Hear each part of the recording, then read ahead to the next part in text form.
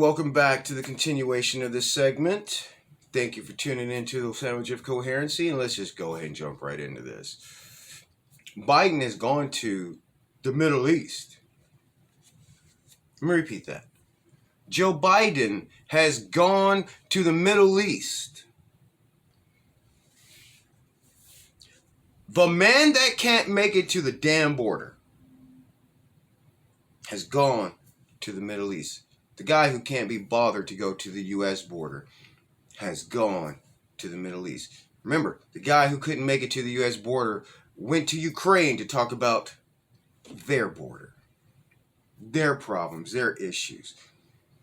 The guy who can't make it to the United States border or can't be bothered to do anything about the illegal immigration crisis at the border is the same guy sending billions of dollars to countries around the world to build border walls to fight illegal immigration and drugs entering into their country. Let me say that one more time. The American president, they can't be bothered to go check out the American southern border, which the United Nations has labeled as the most dangerous crossing in the world. That guy who can't be bothered to do shit about the American border is sending billions of dollars around the world of U.S. taxpayer dollars to pay for borders and border security in other countries. That should tell you exactly what the president and the Democrats think about you. And this also includes the Republicans that approve sending money to Ukraine. Shouldn't have sent them a single cent. That is a European problem. Let them handle it. America has its own problems to deal with. We can't fix our own border. We damn sure don't have time or the funds to fix borders in other countries. Another issue is the fuel crisis. Because that's why he's over there. He wants some of that Iranian fuel. He wants some of that Saudi Arabian fuel. Now, I don't believe he did, but even if he did, they say the president slammed the Arabian Crown Prince for the assassination of Jamal Khashoggi. And I'm not going to speculate and say, but what I do know is that the U.S. president apparently, allegedly, accused the Crown Prince of the assassination as he's begging him for a handout. Think about this.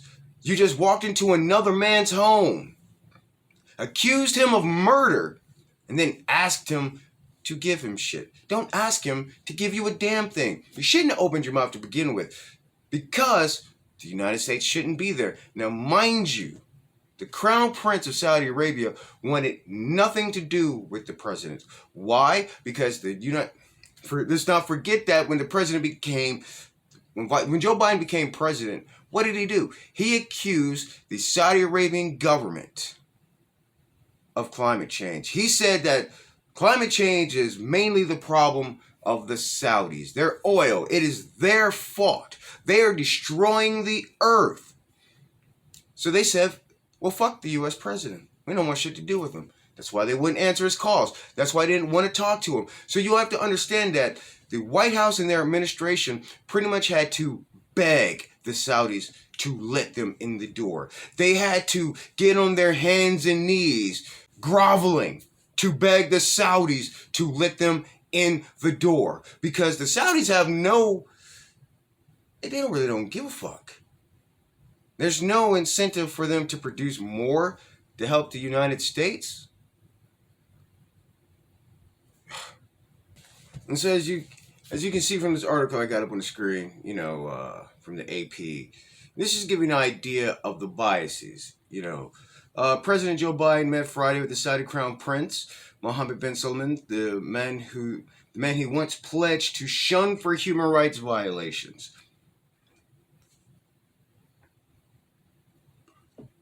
It was the first encounter. Let me continue. And shared a cordial fist bump as he tried to reset an important diplomatic relationship, bolster Mideast security, and increase global flow of oil. No, you fucked the United States, and now you need the Saudis to give you oil But here's the problem. You're sending our strategic reserves to China to be refined so that they can have gas. You.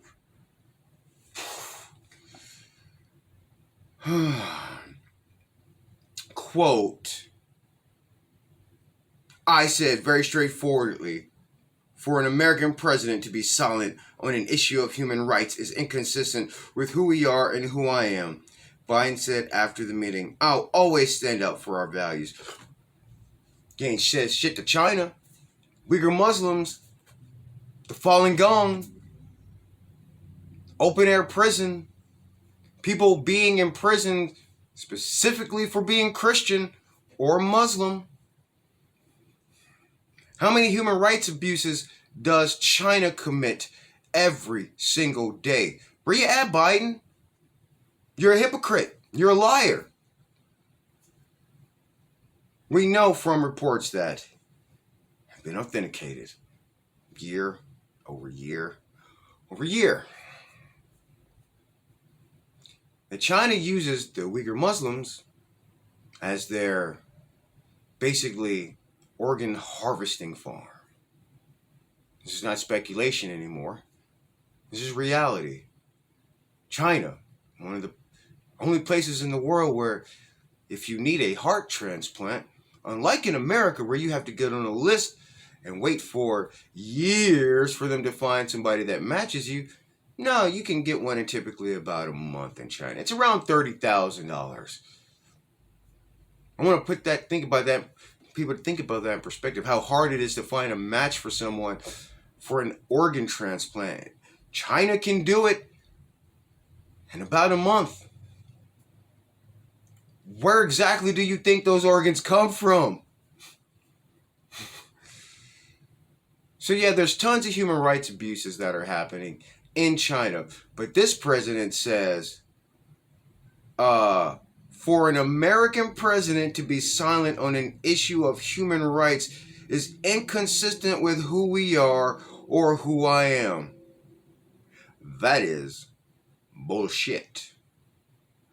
That's absolute lies. And you've got this man, in the Middle East just doing dumb shit. They should not have let this guy go anywhere, because now it looks like they're probably going to cave to the demands of Iran. Let's see. Iran wants the Biden administration to pay $1 trillion over the course of the next 6 years in reparations for the sanctions that the U.S. put on Iran for being pieces of shit at the time when they were... Look, I'm going to just put it like this. Things that were coming out of Iran, reports of the violence and the stuff like that, they had sanctions on them. Iran trying to build nuclear weapons, holy shit, yeah, we put sanctions on them. But the Biden administration wants to lift those sanctions. Iran wants $1 trillion for the troubles. The Biden administration is probably going to get it.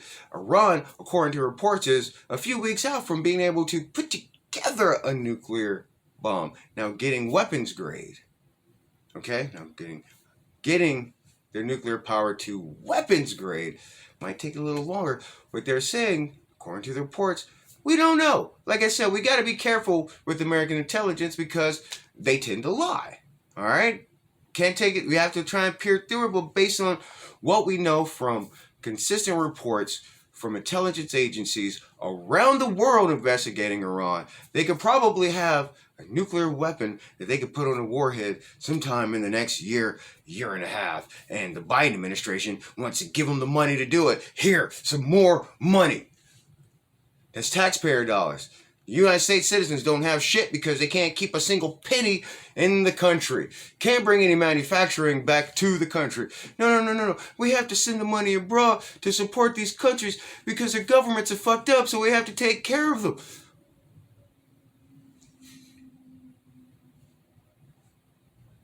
$50,000 homeless people in Los Angeles. Just Los Angeles. What about them? What about the people losing their homes right now? What about the people being evicted from their businesses because they can't pay their leases? What about the children on the street of the United States? What about the hungry people? Do they not count? Or is it just, well, they're American, they'll figure it out? It's kind of hard to figure it out when you have a current government and administration that's actively working to destroy your livelihoods. But I thank you for tuning in, and we'll catch you next time.